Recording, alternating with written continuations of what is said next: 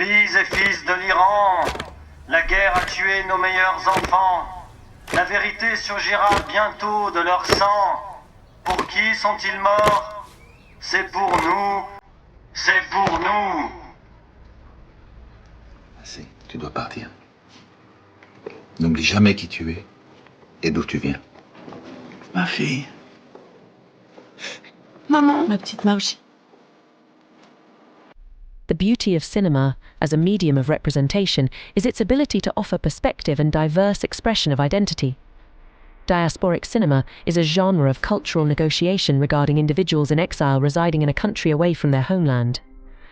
The medium taps into a selection of identity expression that deals with a complex conflict of cultural residue within the adaptation to a new environment.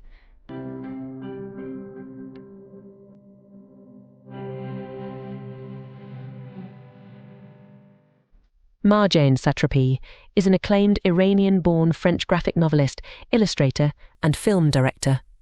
Her internationally recognized graphic novel, Persepolis, became an animated film adaptation in 2007. The film considers an autobiographical encounter of a young girl growing up within the backdrop of the 1979 Iranian Revolution. Satrapi's diasporic navigation through the complexities of coming of age in revolutionary Iran and later as an immigrant in Europe construct a tension between collective and individual identity.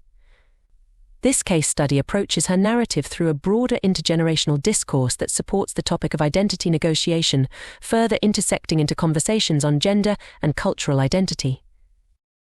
But the thing is, the media has talked about Iran as if it was this big entity and they never get into details.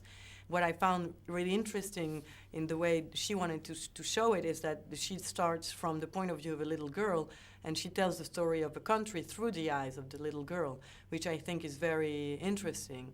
Because, of course, we always hear about Iran in a very caricatural way, but in the end, it's, normal beings, just normal human beings, just like you and me. They like to dance, they fall in love, they have their heart broken. I mean, of course, they are submitted to a horrific regime, but they don't agree with that regime. They try to, to find a freedom in that.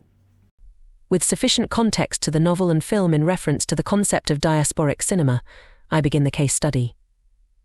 The article, Out of the Family, Generations of Women in Marjane Satrapi's Persepolis, by Nancy K. Miller, offers a redefinition of the notion of generation in terms of chronology. Her analogy states that generation can be understood in a parallel corporeal mental space through a collective coexistence of historic or cultural context.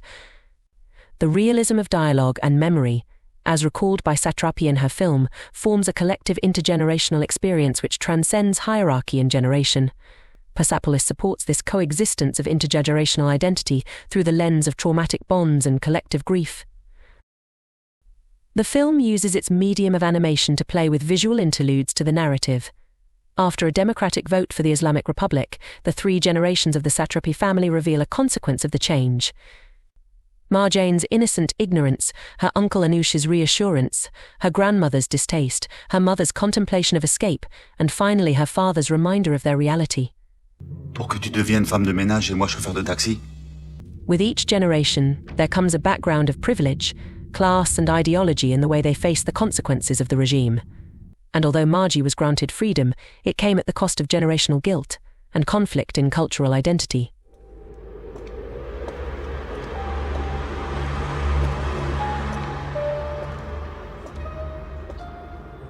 Alors comme ça, tu es française? Mamie, arrête. Non, c'était juste une question.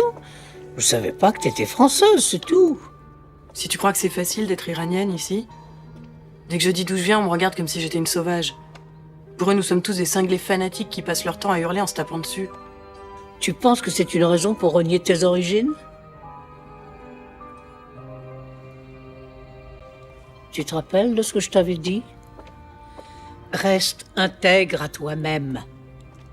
Marjane's relationship with her grandmother is reflective of the tension she has with her cultural identity and the one she begins to curate to fit in abroad. Mamie, tu sens toujours bon. Comment tu fais?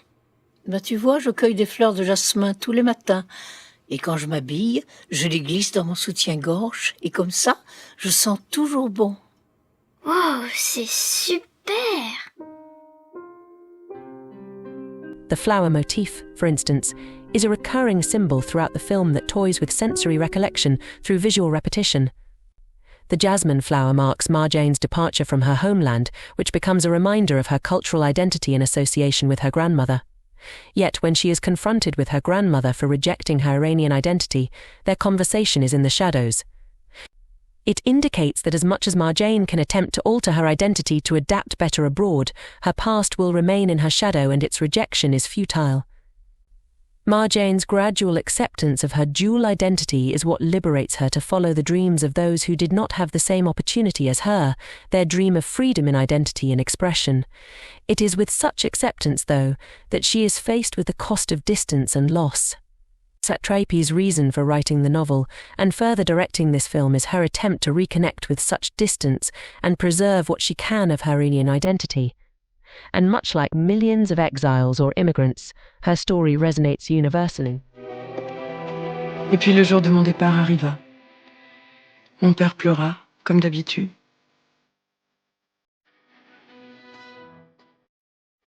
Cette fois, tu pars pour toujours. Tu es une femme libre. L'Iran d'aujourd'hui n'est pas pour toi. Je t'interdis de revenir. Oui, maman. Mamie, ma petite fille.